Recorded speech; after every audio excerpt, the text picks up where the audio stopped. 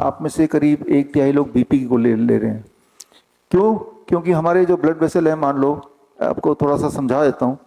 ये आपका blood vessel है, धीरे धीरे क्या होता है, इसके अंदर का जो डायमीटर है वहाँ पे कुछ ना कुछ जमा होता है, तो डायमीटर उसका कम होने लगता है। समझ रहे हैं ना?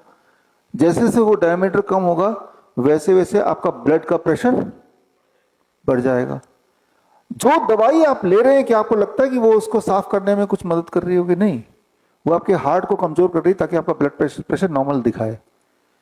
यानी कि आपकी दवाई आपके ब्लड प्रेशर को नॉर्मल कैसे रख रही है? आपके हार्ट को और कमजोर करके। तो ये तो कोई सोल्यूशन हुआ नहीं।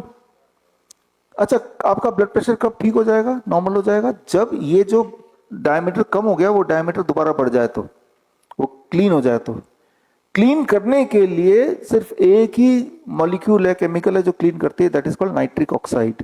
नाइट्रिक ऑक्साइड आपके ब्लड वेसल के अंदर ही कुदरती बनता है। उसकी मात्रा को अगर बढ़ा दें, बनने की मात्रा को, तो फिर ये क्लीन जल्दी हो जाता है। कितनी जल्दी? 1 दिन या 2 दिन। तो उसके लिए क्या करना पड़ेगा? दुनिया में जो सबसे ताकतवर चीज जिससे नाइट्रिक ऑक्साइड का प्रोडक्शन बॉडी में बढ़ सकता है वो है ग्रीन लीव्स। मेरा जो हार्ट है वो धरती से ज्यादा दूर है क्योंकि मैं खड़ा हूं, राइट?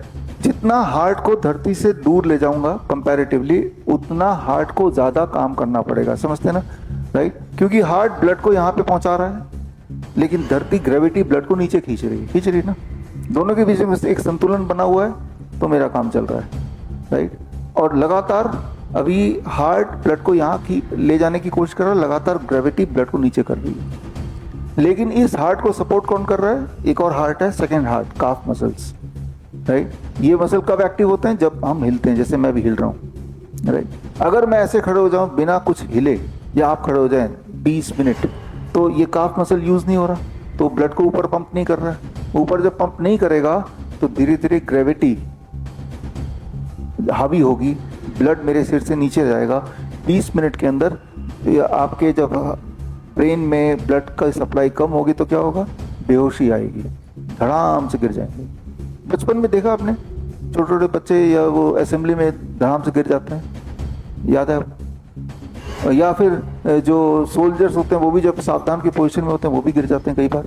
ऐसा नहीं कि वो कमजोर हैं, आप भी अगर 20 मिनट ऐसे खड़े हो जाए बिना हिले डुले तो आपको भी चक्कर आएगा, किसी को भी चक्कर आएगा। बड़ी से बड़ी बीमारी का आसान से आसान इलाज घर बैठे ही हो सकता है। अधिक जानकारी के लिए कांटेक्ट करें nearest doctor BRC clinic @ home.